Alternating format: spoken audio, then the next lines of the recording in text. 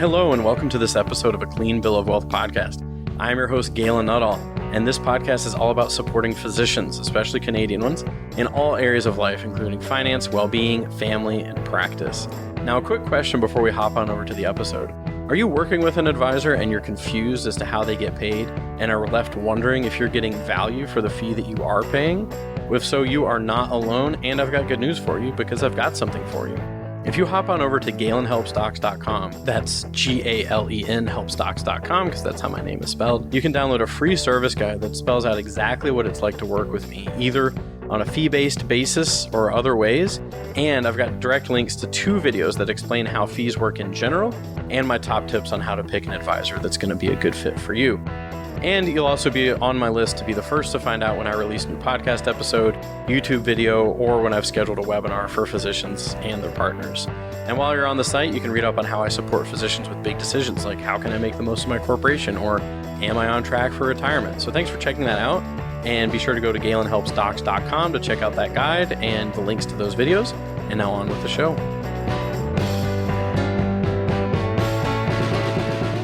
All right, everyone, welcome to this latest episode of the Clean Bill of Wealth podcast. I'm your host, Galen Nuttall, and today I am joined by Sara Payne, and I'm very excited for this conversation because we're going to talk about physician partners, physician spouses, and it's something that's near and dear to my heart. And so to introduce Sara quickly, so Sara is a master certified life coach who works with physician spouses and partners and helps them create unity in their relationship through coaching, and is a spouse of a physician herself, so obviously has insight into that reality. So welcome to the show, Sara. Thank you so much. I'm so glad to be here. Awesome. And one of the things I'd love to, as in the intro said, you support physician spouses and partners by helping them create unity in their relationship.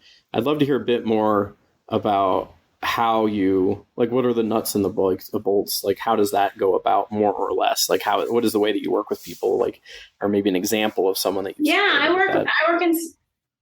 work in small groups with spouses of physicians, and I mean, as far as coaching goes, we just take a look at what's going on in the brain of the physician partner, and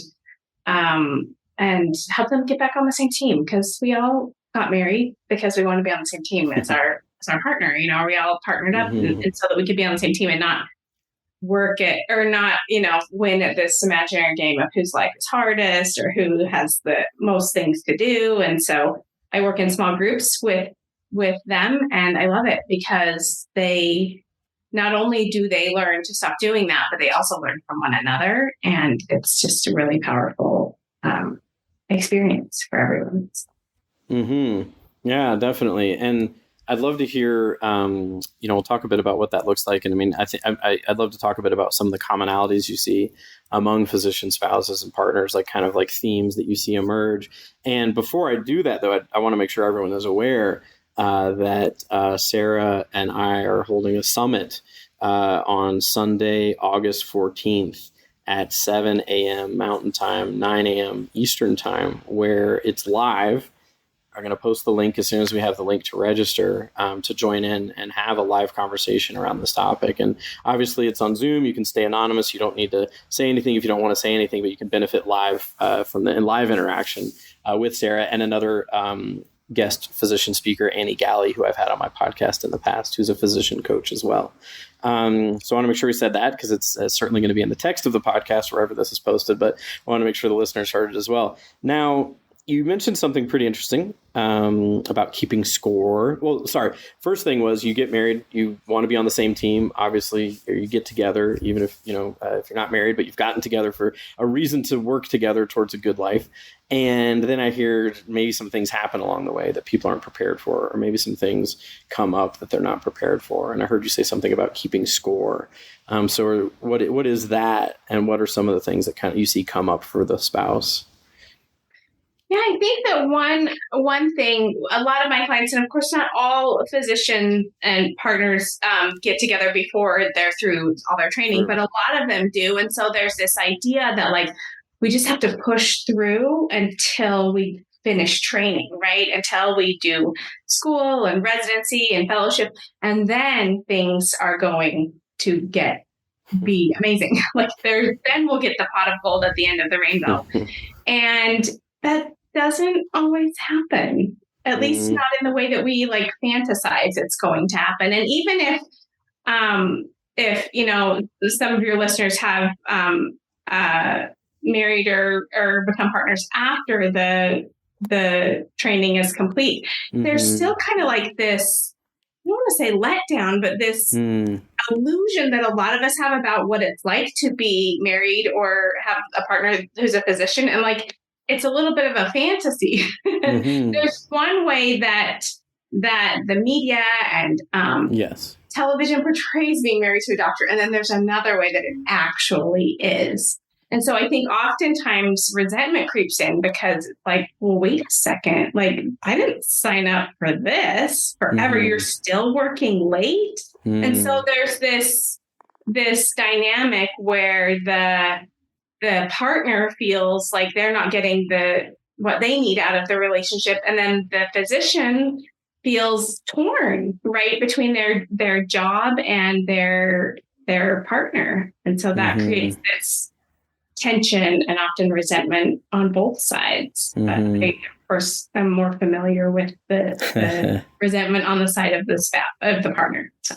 Yeah. Oh, totally. So that was a lot there. So really, you know, so I talked in one of my podcasts about arrival fallacy of, you know, arrival fallacy is a general human thing of like someday things will get better when X happens. And so like I'm in financial planning. So a lot of times people will say, oh, once I have X million saved up, then life will be easy. Then I can quit my job. At that point, these things will come into place. And I think that the physician experience really lends itself to arrival fallacy because there's so many steps in getting to somewhere. Like, okay, I'm going to be pre-med and I have to be really good to get into med school. And then I get into med school and then I have to be really good to get into residency. And then I have to get into practice and I have to find a practice. And then I have to do this, that, and the other. And it really lends itself to a life of there's always going to be this next step. And someday I'll be done trying to get to that next step. And arrival fallacy for the whole population is usually an illusion that somehow when I get somewhere, my life is going to be different or better or perfect. It always is, right? It always is. But I think the physician experience is specifically bad, like specifically ripe for that experience of arrival fallacy, because there's always like this next step. And my own dad, about a year and change ago, I talked to him and we had a real heart-to-heart conversation. I said to him, like, well, what do you think something I can provide to physicians? And he told me that in his own experience, like he was a nephrologist, you know, really good practice, making all the money he ever thought he could make and owning the house he ever dreamed of and the cars he ever dreamed of, family that he always wanted. But he said internally he was living a life of quiet desperation. And I think it was a lot of that arrival fallacy. So my dad at that point in time did get coaching. And so one of the things he told me was if you can introduce physicians to good coaches, I think that would be really great. So that's about a year and change ago. My podcast shifted from purely financial topics to coaching because I thought, all right, maybe that's my role on this earth is to introduce physicians to coaches. Now, so when it comes to that sort of that sense of like, this isn't what I signed up for, or I thought that things would be different at this point in time. Like what can be done about that? Because it's kind of true to a certain extent. So it's like, what can you actually do about that once you've identified it? Oh, that's such a good point. And the first step obviously is to like recognize what's going on. Right. And then it's all about like shifting the way that you've been looking at your life. And sometimes we put so many things, like we sweep them under the rug because it will be better when.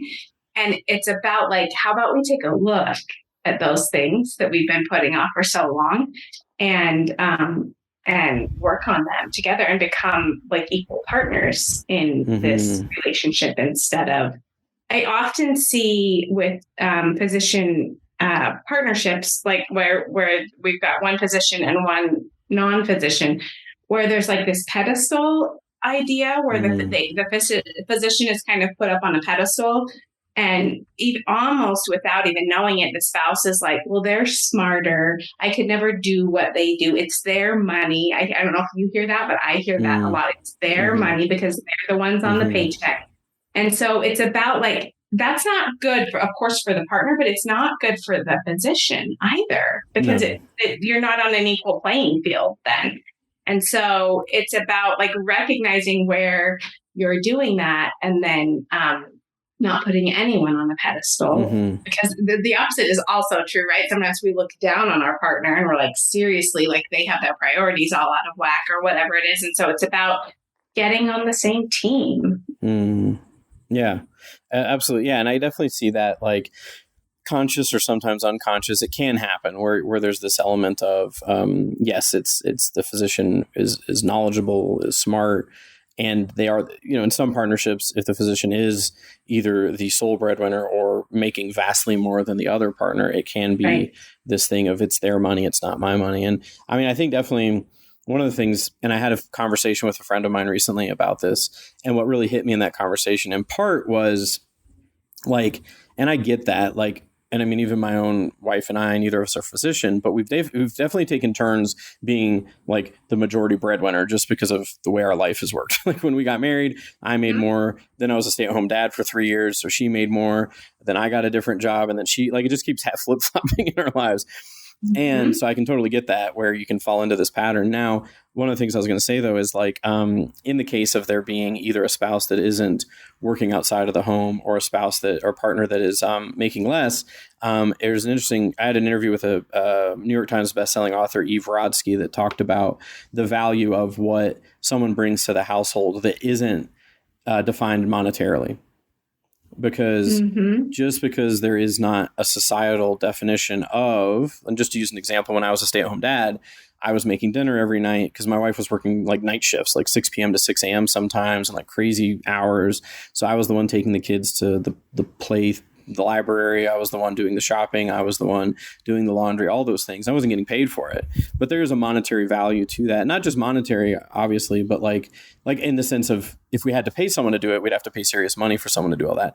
And above and beyond that, there's an intrinsic value of bringing that to the table of like, this is taken care of, but it can be hard because you're not actually paid to do it. So it's almost like I'm not contributing financially. And society doesn't value it as much, right? In the vast majority, I'd say, yeah, that's accurate. Yeah. I remember when my husband was a resident working so much, and we're living like off like a waiter's salary, like pretty meager. And I was staying at home like with 4 little kids.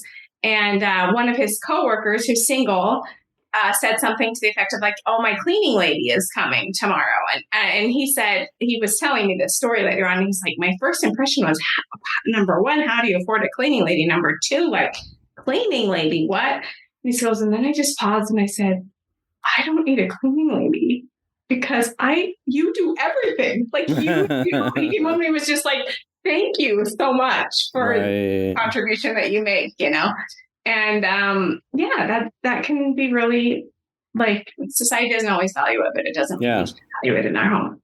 Yeah. And I mean, it was a good interview to talk about that. It was about the domestic imbalance in the household and the imbalance of value. And it was pretty interesting. And I mean, so I guess my question would be is like, if you do come across that idea of it's not my money, it's their money. I mean, I assume for some people, that's not the case, right? That may not be the dynamic. For other people, it may be the dynamic, but they don't even realize it. And for others, it may be like completely spoken. Like, I do not feel like this is my money, or it's as much my money as it is theirs. So maybe I can't influence the financial decisions. And so what does that conversation kind of look like when you're working with coaching around that?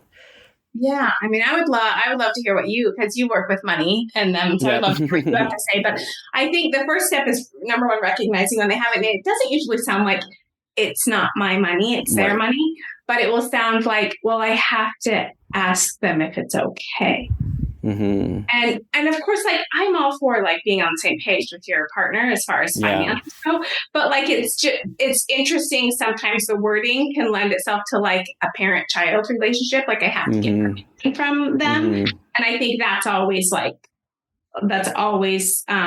just something to be aware of and to be, to recognize how that might be affecting their relationship. There are times when the physician feels similarly, like, no, it's my money.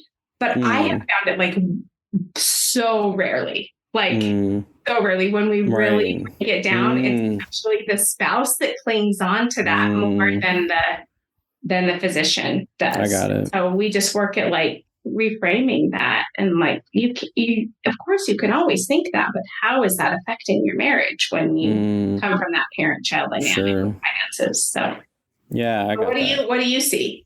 Yeah, no, definitely. And I love that idea that when you do ask the physician, how do they feel about it? It sounds like the overwhelming majority are like, it's our money. But there can still be sort of like this underlying like sense of, well, I haven't, even if the partner is an equal partnership, equal finances, manage finances together, there might be the sense of, well, I'm not the one who's bringing in as much.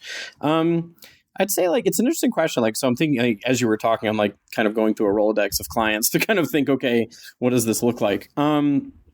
What I would say is that like, when it comes to the actual management of money and making financial decisions, I mean, one thing that I'm very big on is having both partners at the table during all conversations, even if one of them is more. So one thing I'll say first and foremost is,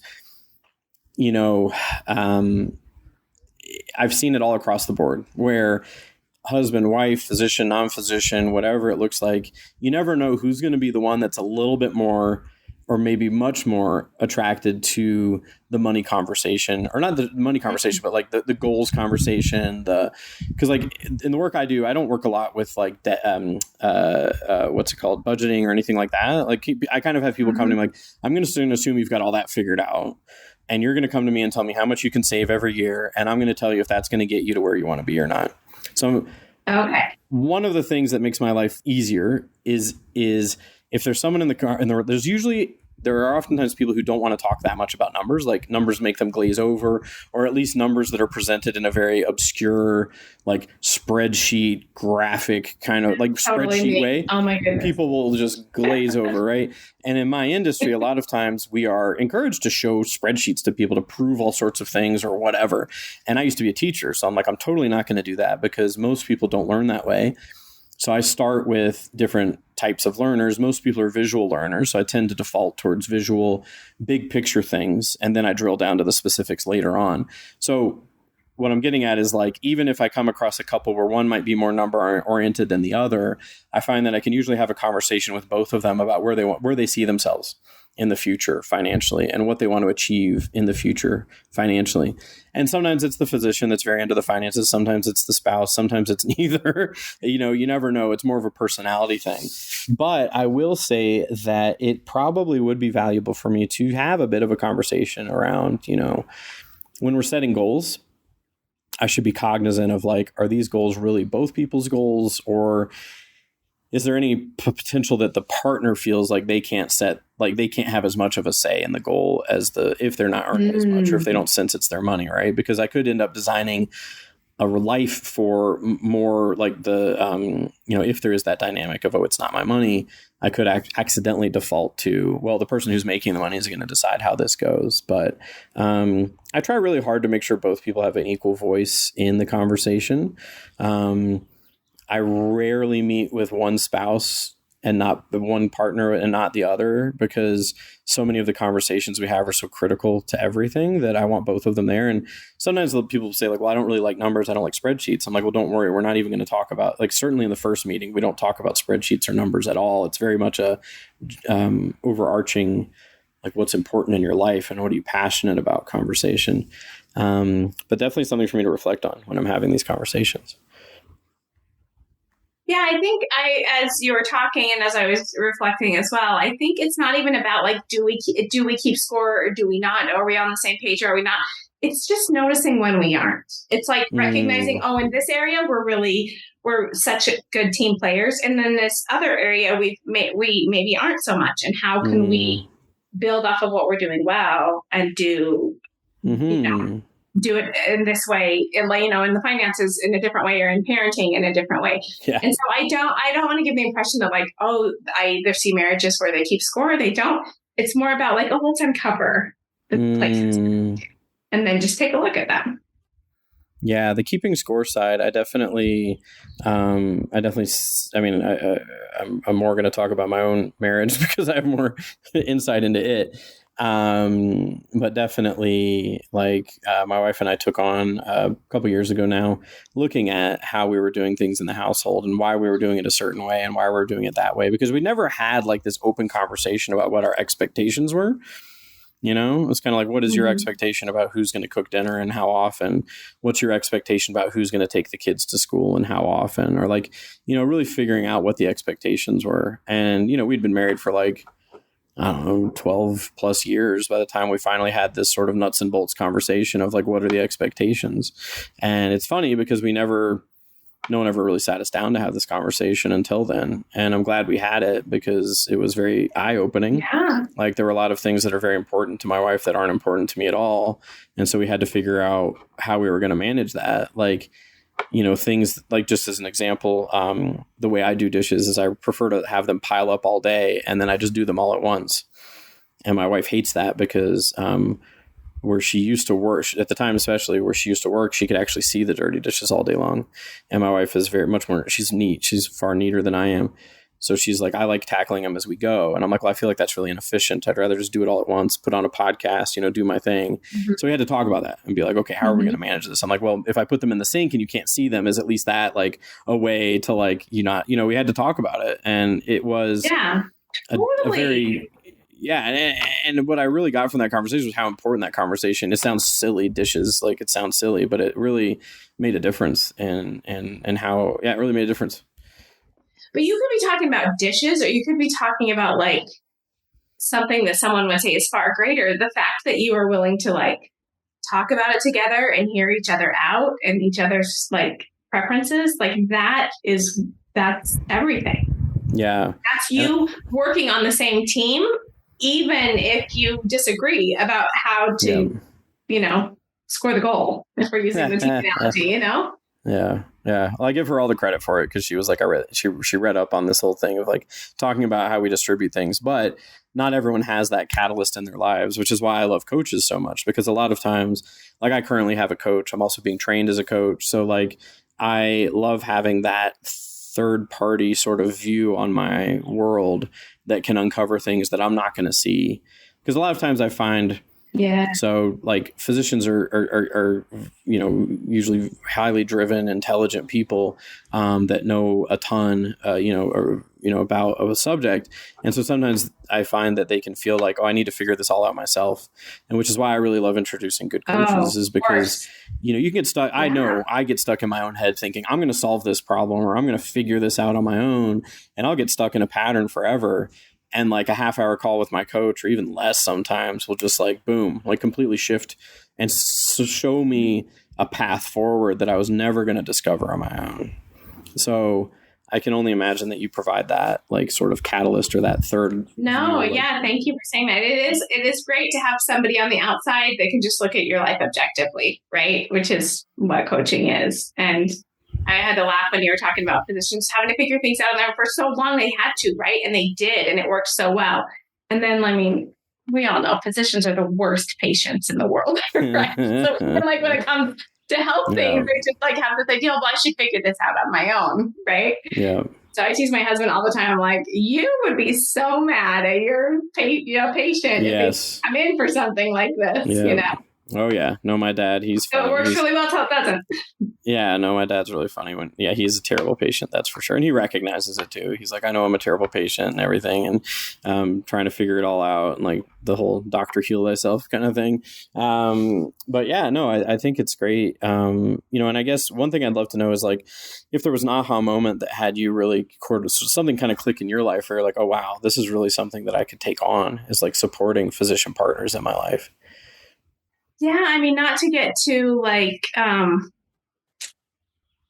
too deep, but I feel called to do it. Like I feel like every time. So I was a teacher by profession as well. You and I have talked about this, and I was at a point in my life when my husband was had finished training, and we had reached the pot of gold at the end of the rainbow. And I remember standing in my laundry room, thinking like, I did all that for this. Like this is what this was all about, because I still like, I wasn't happy all the time, right? Like I thought I would be, right? I was still a human being with like human experiences and problems, and kids that still like, struggled, and a husband who was still working a lot. And that's when I found coaching myself. And I just remember thinking, before I ever like wanted to or had decided for sure to be a coach, just like I just kind of had like that spark. I thought, well, if I do this, I want to help spouses of physicians, because every single one of them that I've ever met they're just so, they have so much drive and so much like grit. They just bend through. I don't know if they choose that by being married to a physician, or if they like earn that by being married to physicians. Probably a little bit of both, right? But you can't like go through that lifestyle and not just be gritty and be like driven and just learn so much, right? And expand yourself so much. And so I feel like the entryway into helping so many of the problems that we're experiencing with healthcare is to help physician families, strengthen the physician families. Yeah. Absolutely. Like that ripple effect, like there's a lot of, I've read some research on how the quality of life of a physician impacts the quality of care that their patients receive, which obviously makes sense. How could it not, right? Yeah. And certainly in the home, like that's a big part, obviously, of the life. If we can strengthen the partnership of the physician family, then not only can the physician give better care because they're not worried at work that their spouse or their partner is like resenting them and angry with them all the time. And we can also strengthen the spouse who has so much, as I talked about, like so many gifts and talents, and they can go and do whatever it is that they feel called to do, because they can release all of that energy that they previously spent on resentment and frustration with their partner and their partner's job. And I'm sure you see this with finances. Like if I can help them clean up their finances, they have so much more space in their life to take care of their patients in a better way, be innovative and come up with solutions to healthcare problems that nobody's come up with before. It takes so much energy to worry about things. Oh, absolutely. Yeah. I mean, when I can give people, when I can give physicians and their families like a stamp of approval of like, you're on track, this is, a map of the following decades of their life of like, you're going to be okay. You're going to be able to retire. You're going to be able to leave a legacy to your children or your charity or whatever it looks like. Yeah, for sure. Like, because I know a lot of physicians who work really, really hard, doing extra shifts and working evenings and everything. And sometimes I ask them why, and they're like, well, because I need to make more money. And I'm like, well, do you know how much more you need to make? And a lot of times they don't know. They just feel like they need to make more. And so a lot of what I can help with the financial planning side of things is to find out, do you need to work more? First of all, may or may not be true. And if it's not true, then what do you need to do? Or how much do you really need to do? And what's your quality of life going to be like if you can scale back? So definitely. And the physician spouse, I mean, obviously there's lots of different dynamics. I mean, I know physician spouses who are stay-at-home parents. I know some who also have their own career. Like there's obviously a wide spectrum of like where they fit in, but most of them, the physician is the one who's working the longer hours. Like that's what I would say is, if I have a physician client whose spouse is not a physician, sometimes they obviously have careers and they are working very hard, but pretty rare that they'd be working as many hours as the physician or, have a similar dynamic around a work that the physician would have. But yeah, no, I definitely think I'm definitely thinking about a few friends in particular who are physicians partners who are just rock stars. And yeah, like I never really thought about that, but there definitely is something there. Like you said, that grit, whether by necessity or by design, like that grit of like, because I mean, they have experience, certainly depends on when they've, met up, right? Like if they met up since the early days of like, med school and residency, like certainly that's one dynamic, but even the dynamic of, I don't know a lot of physicians that don't have to do some sort of night shift now and then, or some sort of travel now and then, like something a bit out of the ordinary of someone if they had like a normal 9-to-5 job. So it definitely takes something. Right. They don't really clock in and clock out. Right. So whether they met at post training or not, like the spouse has to be willing to go with the flow or figure out some things, because it's not like, oh, they walk through the door every evening at 5:30. I don't know any physician and physician families that work that way. Yep. No, absolutely. Absolutely. Well, this is awesome. This gave me a lot of insight into the work that you do, because I know we talked about it before, but it's really great to do it in the context of this interview. And before we wrap things up, I'd love to hear a little bit about, what we're going to be talking about on the 14th specifically. So very quickly, the event on the 14th is for physicians and their partners. So both of you are welcome, or either of you are welcome. That's what the event is all about. And we're going to have two speakers, like I said, Sara and Dr. Annie Galley is going to be there as well. But yeah, Sara, if you could give some insight into what you're going to cover in that event on the 14th. Yeah, I'm going to talk about and teach on how to get on the same team again as your partner. Get on the same team.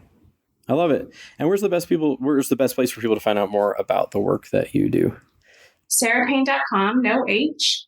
SARAPAYNE is my website, and there's lots of free resources on there. And then I also have a podcast called The Doctor's Wife, where they can, if they're podcast listeners, if I'm guessing they are, they're listening to it, they can find me. Very cool. Yeah, and I remember when I signed up for I got on your website, I got there's a sign up for a video that was really cool that I really liked. So be sure to check that out when you go to sarapayne.com for sure. And we're doing something interesting here where Sarah's also going to use this podcast on her own podcast.